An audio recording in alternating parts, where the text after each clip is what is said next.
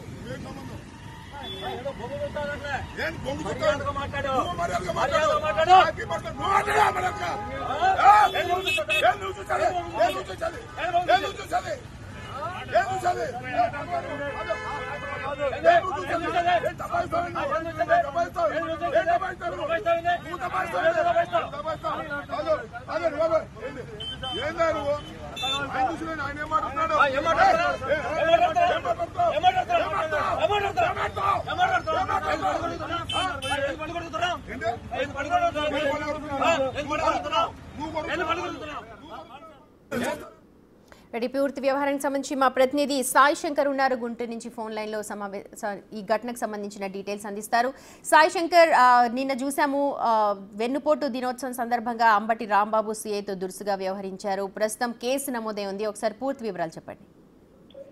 సుమతి, నిన్న వైఎస్ఆర్సీపీ పార్టీ చేపట్టినటువంటి వెన్నుపోటు దినోత్సవ కార్యక్రమం కోసం అంబటి రాంబాబు అదేవిధంగా వైఎస్ఆర్సీపీ నేతలంతా కూడా కలిసికట్టుగా కలెక్టరేట్ కు బయలుదేరడం జరిగింది. ఈ నేపథ్యంలో అంబటి రాంబాబు ఇంటి పరిధిలో ఉన్నటువంటి పట్టాపురం సీఏ పోలీసులు అక్కడికి తీసుకొని గుంపులుగా వెళ్లొద్దు అంటూ కూడా అంబటి రాంబాబుని ఆపేటటువంటి ప్రయత్నం చేశారు. ఒక్కొక్కరుగా వెళ్లాలంటూ కూడా వారికి చెప్పడం జరిగింది. అయితే తమనే ఆపుతావా అంటూ కూడా మాజీ మంత్రి అంబటి రాంబాబు సిఐ వెంకటేశ్వరరావు పైన తీవ్ర ఆగ్రహాన్ని వ్యక్తం చేయడంతో పాటు ఏం చేస్తావో చేసుకో అంటూ కూడా వాగ్వాదం జరిగింది. ఈ నేపథ్యంలో సీఏ వారించే ప్రయత్నం చేయడంతో పాటు మీరేం చేస్తారో చెయ్యండి, మేము కంపల్సరీగా ఆపుతాం అంటూ కూడా సీఏ చెప్పడం జరిగింది. అయితే ఇద్దరి మధ్య వాగ్వాదం చోటు చేసుకోవడం జరిగిన ఆగ్రహాన్ని కూడా సీఏ పైన వ్యక్తం చేసినటువంటి పరిస్థితి కేసు నమోదు చేశారు. ఎందుకంటే డ్యూటీలో ఉన్న పోలీస్ ఆఫీసర్ తో దురుసుగా ప్రవర్తించారు, సీఐతో వాగ్వాదానికి దిగారు అని చెప్తున్నారు. ఏ సెక్షన్స్ నమోదయ్యే అవకాశం ఉంది? సెక్షన్ 353 ప్రకారం కూడా సెక్షన్ 350 ప్రకారం కేసు నమోదు చేసినట్టు తెలుస్తుంది.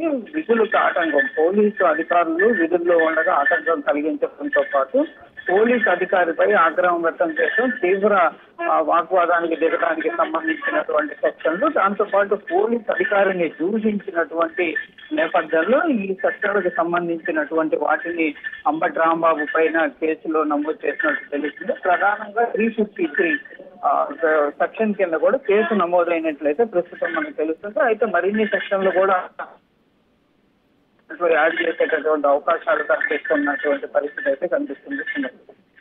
Right Sai Shankar, thank you so much. మొత్తానికి అంబటి రాంబాబుపై కేసు నమోదైంది. డ్యూటీలో ఉన్న ఆఫీసర్ పై తీవ్ర స్థాయిలో దూషించడం, అలాగే విధులకు ఆటంకం కలిగించారు అన్న కారణంగా కేసులు పెడుతున్నారు.